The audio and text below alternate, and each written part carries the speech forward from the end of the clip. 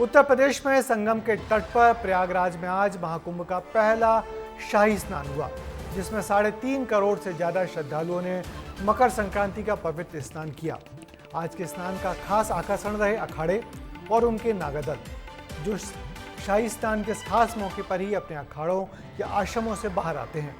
कौन है नागा और क्या है ये अखाड़े, क्या है इनका इतिहास और क्यों इन अखाड़ों और नागा साधुओं को सनातन की ताकत कहा जाता है, सब कुछ देखिए हमारी इस रिपोर्ट में।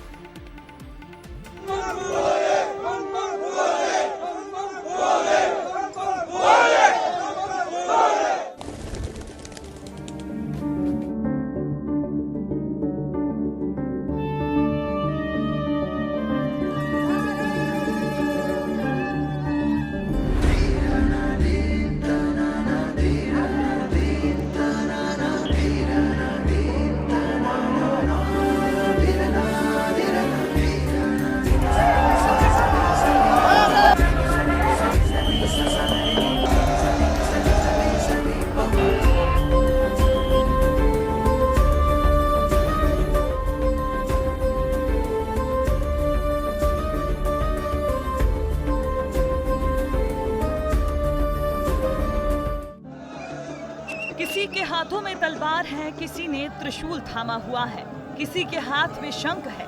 सन्यासी साधु संतों के अलग अलग रूप हैं, शरीर पर भस्मी रमाए हैं। महादेव का नाम रटते रटते संगम घाट पर साधु संतों ने अमृत स्नान किया। महाकुंभ का पहला अमृत स्नान ब्रह्म मुहूर्त में शुरू हुआ और करीब 3.5 करोड़ श्रद्धालुओं ने संगम में आस्था की डुबकी लगाई। ये वाकई दुर्लभ क्षण है, क्योंकि इस महाकुंभ का आयोजन 144 साल बाद हो रहा है, यानी 12 पूर्ण कुंभ के बाद ये महाकुंभ आया है। सनातन की सत्यता क्या है, ये गौरव आप देख सकते हैं। किसी को निमंत्रण नहीं भेजा गया है, समझ रहे हैं। लोग तो छुप करके जो है कमरों के अंदर बैठ के मीटिंग करते हैं, और हमारे यहाँ किसी को निमंत्रण नहीं भेजा गया। हमारे यहाँ ये सत्यता आपको दिख रही, सनातन का गौरव। शाही स्नान की भव्यता वाकई देखने लायक होती है। साधु संत हाथी, घोड़े और रथ पर सवार होकर राजसी ठाट बाट के साथ स्नान करने पहुँचते हैं। ये हमारा इशारा होता है, जब हम इसको बजाएंगे तो हमारे जो पीछे चल रहे हैं उनको ये पता पड़ जाएगा रास्ता आगे क्लियर है, और जब हम इन्हें रोक देंगे तो उनको ये पता चल जाएगा कि आगे कोई खतरा है, सामने वाला ने सचेत कर दिया। ये महाकुंभ कई मायनों में खास है।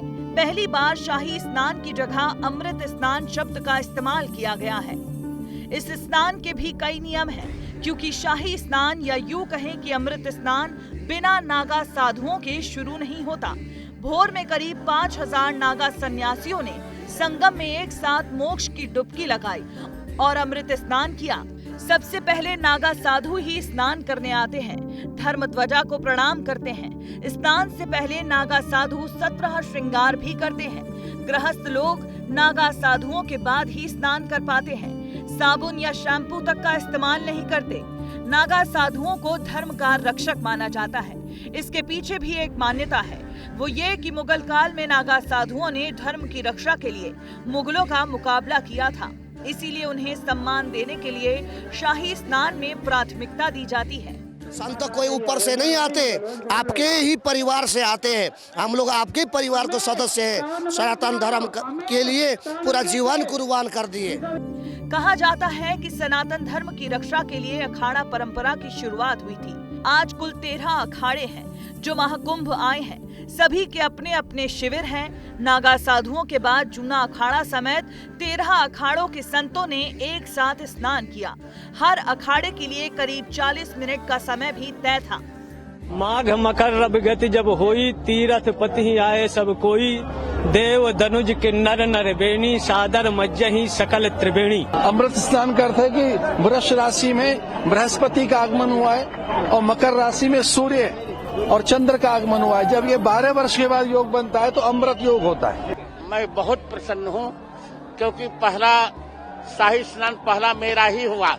मैं ऑनरेबल प्रधानमंत्री जी श्री नरेंद्र मोदी जी को, honourable chief minister Shri Yogi Adityanath ji को, दोनों को दिल से इतना धन्यवाद देती हूँ कि उनकी वजह से हमको ऐसा दिव्य अवसर मिला।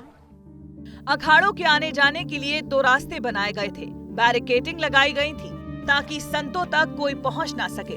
इतना ही नहीं, पुलिस प्रशासन भी पूरी तरह मुस्तैद था कि अखाड़ों और नागा साधुओं के स्नान के दौरान कोई तीसरा स्नान न कर सके। अखाड़ों और नागा साधुओं के स्नान के बाद ही आम लोग संगम में डुबकी लगाते हैं। अमृत या शाही स्नान इस धार्मिक और आध्यात्मिक आयोजन का मुख्य आकर्षण का केंद्र है। ब्यूरो रिपोर्ट, विस्तार न्यूज। संगम तट पर शाही या अमृत स्नान का बहुत अद्भुत नज़ारा होता है, जिसे देखने लोग दूर दूर से कुंभ मेलों में आते हैं। साधु सन्यासियों के साथ पवित्र गंगा में स्नान को आतुर लोग भी बहुत ज़्यादा होते हैं, जिनका मानना होता है कि इन पवित्र आत्माओं के स्नान के बाद उनकी ऊर्जा और पवित्रता से भरा ये जल उनको भी ऊर्जा से भर देगा। इसलिए पुलिस को संतों के स्नान के दौरान भीड़ को काबू करना बहुत कठिन होता है। प्रयागराज के महाकुंभ में 2 शाही या अमृत स्नान अभी और होना बाकी है।